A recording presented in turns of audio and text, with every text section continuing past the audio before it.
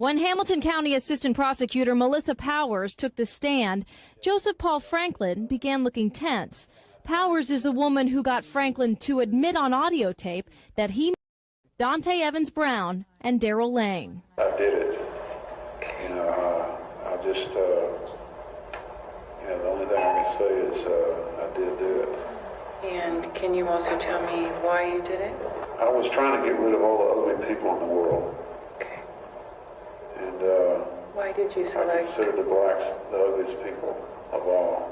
The victim's family listened to the confession, hearing Franklin describe in a casual, even cold way how he boys.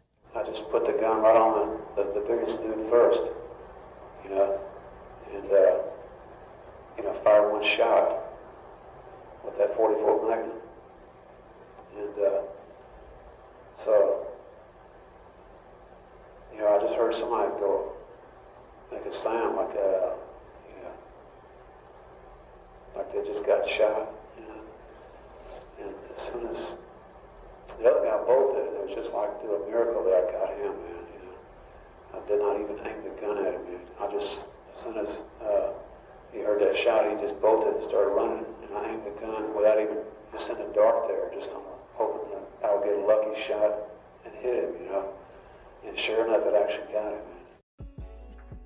The specific fear of white genetic annihilation, while always present in the global white collective, becomes more prominent and is more frequently acted upon in times when whites have lost a war and or when there is serious economic uncertainty.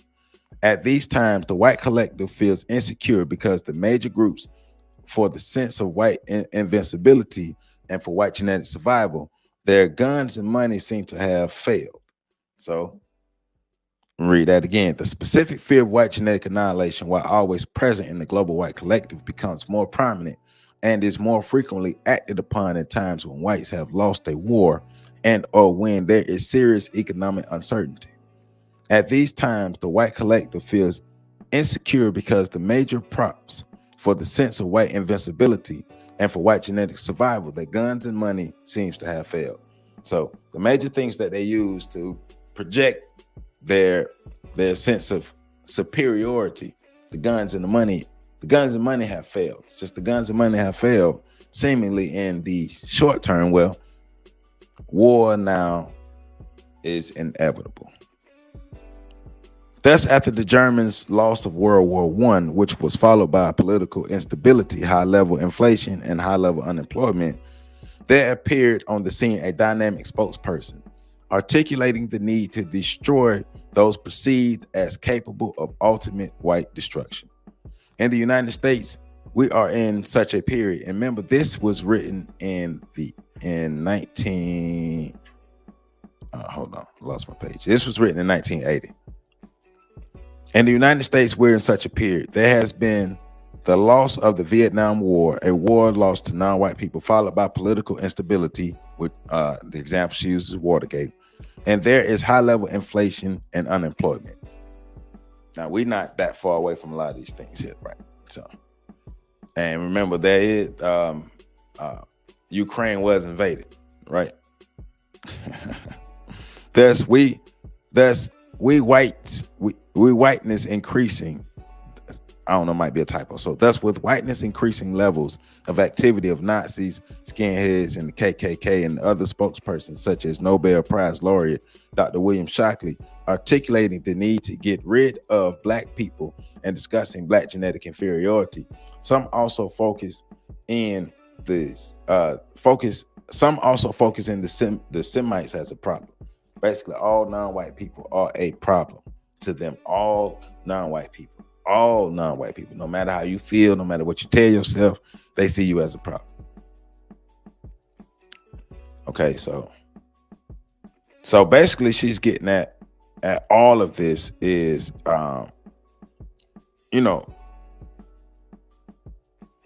if you are classified as non-white, then you must understand the world that you live in. And in understanding the world that you live in, you must be prepared to protect yourself. You must be prepared to defend yourself. If you build it, you must protect it. Never disrespect. And this is for my black folk. This last part for me is for my black folk. Never disrespect or be ashamed of the black genetic heritage of Africa, and speak up for, own up to, protect and defend the heritage with your very life. Should conditions and events ever call you up to do so, be proud to be black and be proud to be non-white. Be proud to be black and be proud to be non-white. Be proud to be black and be proud to be non-white. Never disrespect or be ashamed of the black genetic heritage of Africa, and speak up for, own up to, protect and defend that heritage with your very life. Just explain it. Let me one more time for the. When Hamilton County Assistant Prosecutor Melissa Powers took the stand, Joseph Paul Franklin began looking tense. Powers is the woman who got Franklin to admit on audio tape that he murdered Dante Evans Brown and Darrell Lane. I did it. I just, the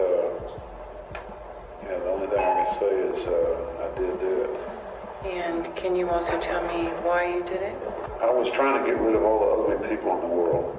Okay. And why did you I select? consider the blacks the ugliest people of all. The victim's family listened to the confession, hearing Franklin describe in a casual, even cold way how he shot the boys. I just put the gun right on the biggest dude first, and fired one shot with that 44 Magnum. And so, I just heard somebody go, make a sound like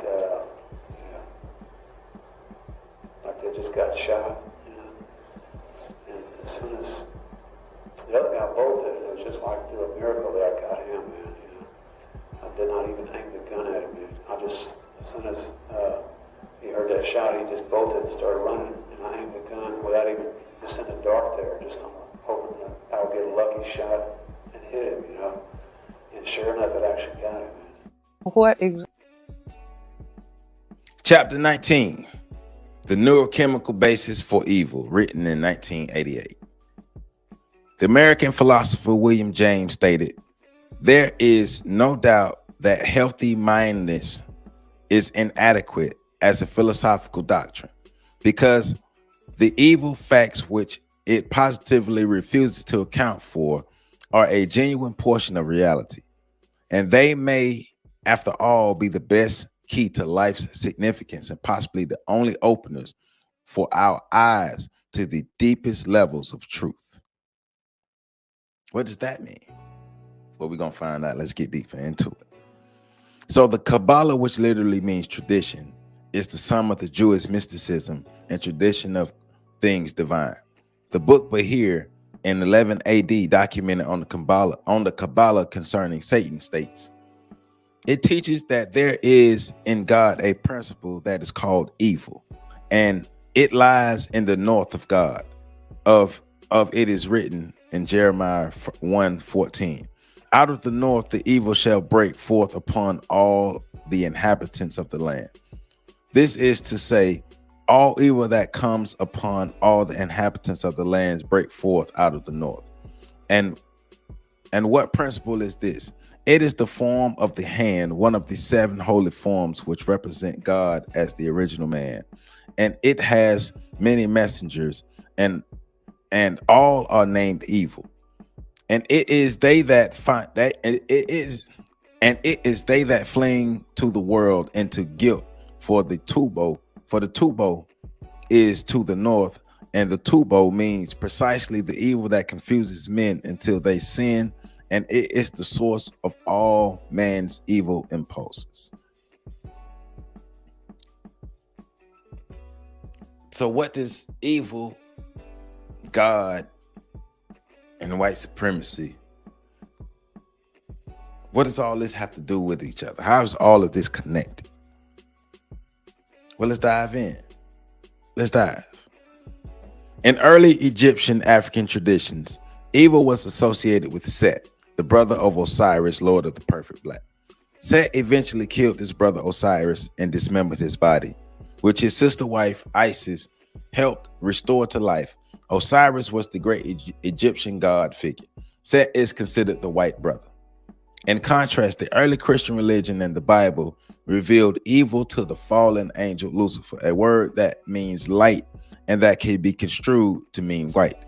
However, in the Middle Ages, for some Europeans, the evil took on an appearance of a black man with a long phallus, which has been modified as the present red colored figure with the long tail with the long pitchfork.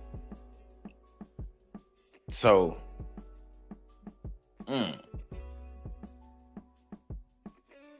So God or evil in its early forms were associated with white, but now evil in its present form is associated with black. Well, why? Why is evil associated with black now? Evil was associated with white. And remember, evil not necessarily meaning destruction, but the polar opposite of good. Remember, also working with the law of opposites. Set and Osiris are ways that the laws of opposites were explained. Set representing the polar opposite end of Osiris. Set is the negative, Osiris is the positive. Two energies that have to exist for existence to be possible. Remember that. But now in the present form, evil literally means something bad. In the Western form, in the Western mind. In 1972, I presented a paper entitled Melanin, the Neurochemical Basis for the Soul.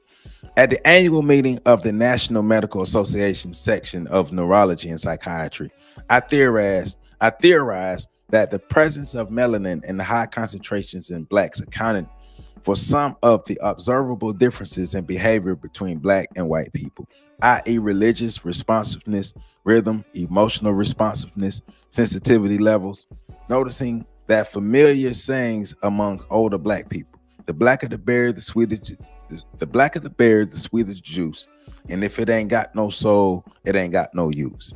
Also, I emphasized the song by James Brown, We Got More Soul. Further, I pointed out that the most sensitive body areas are the areas that are most highly pigmented.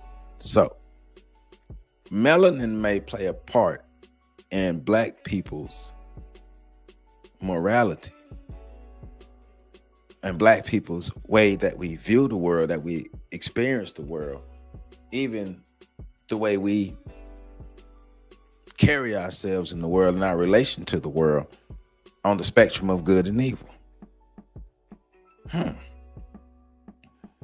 15 years ago, in the paper entitled Black Hypertension and the Active Skin Melanocyte, that was in the Journal of Urban Health in 1975. She says, I posted melanin, among other things, as a possible neurotransmitter and the skin melanocytes as the foundation of the sixth sense, the basis for knowledge of the unseen, including a deeper knowledge of bad. A deeper knowledge of bad. So melanated people have a deeper understanding of what good and bad is on not just a spiritual scale or a natural scale, but also a physical scale.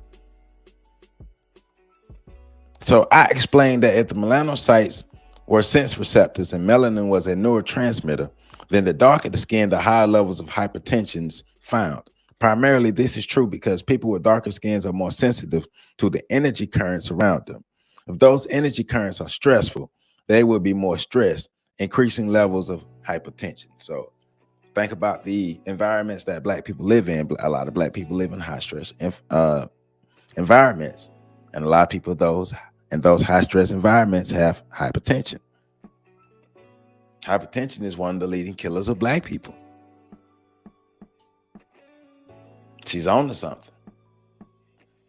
In 1987, at the first Melanin Conference, I discussed the crest theory on the George Washington Carver phenomenon, suggesting that the skin melanocytes of this very black skin scientist, high level concentration of melanin is given skin pigmentation, enable him to communicate with the energy frequencies emanating from the plants.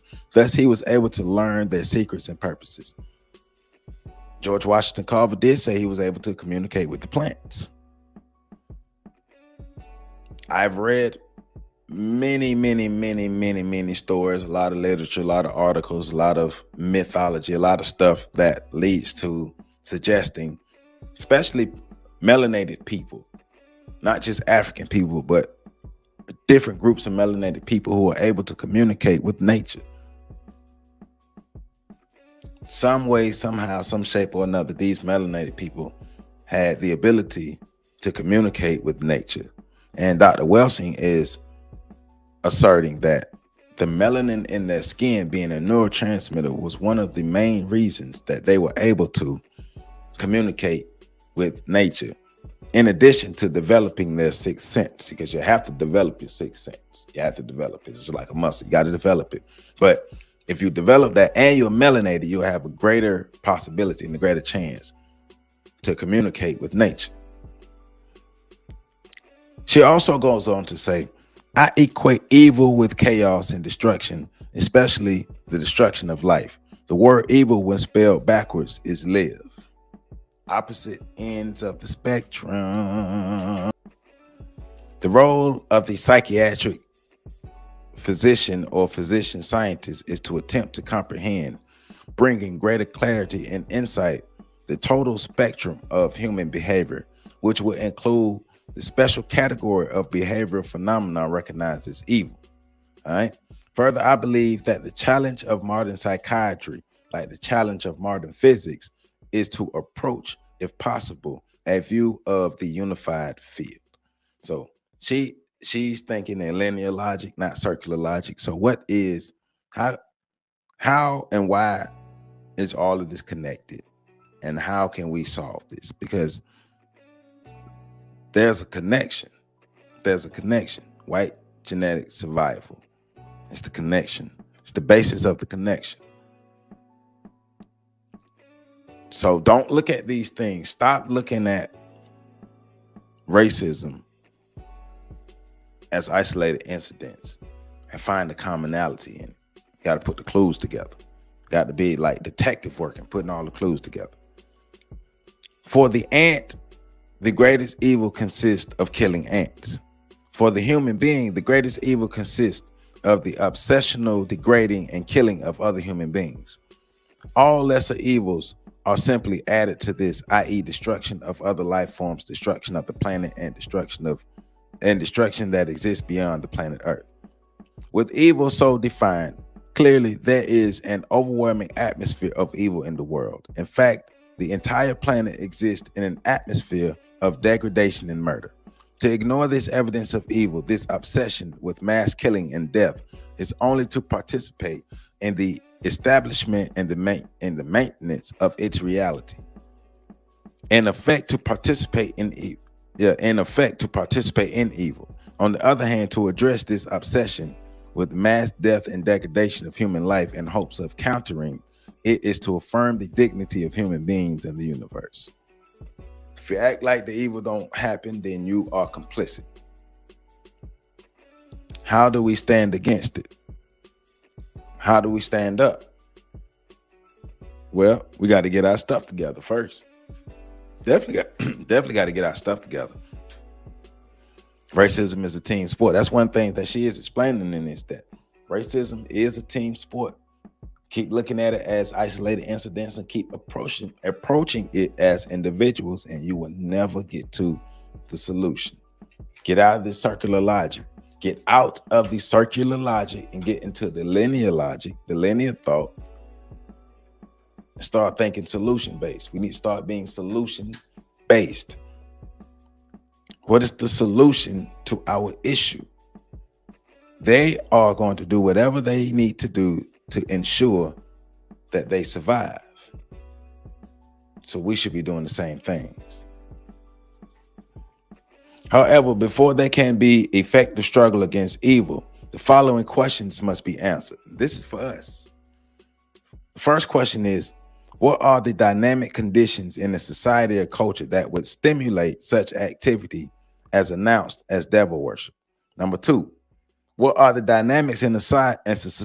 What are the dynamics in the society and culture wherein increasing numbers of black males are being killed daily and yearly at epidemic levels? Number 3, what are the exact causation dynamics in the society and culture wherein the greatest percentage of its resources are used in the development and production of instruments of death and destruction? Number 4, what are the exact dynamic conditions in a power system or culture wherein 50 million people can be destroyed in the course of slave trade as on the African continent? Number 5, what are the exact dynamic conditions in the power system or culture wherein 6 million Semites of the Jewish religion can be destroyed deliberately, or 20 million people killed in the course of a war such as the Soviet Union during World War II?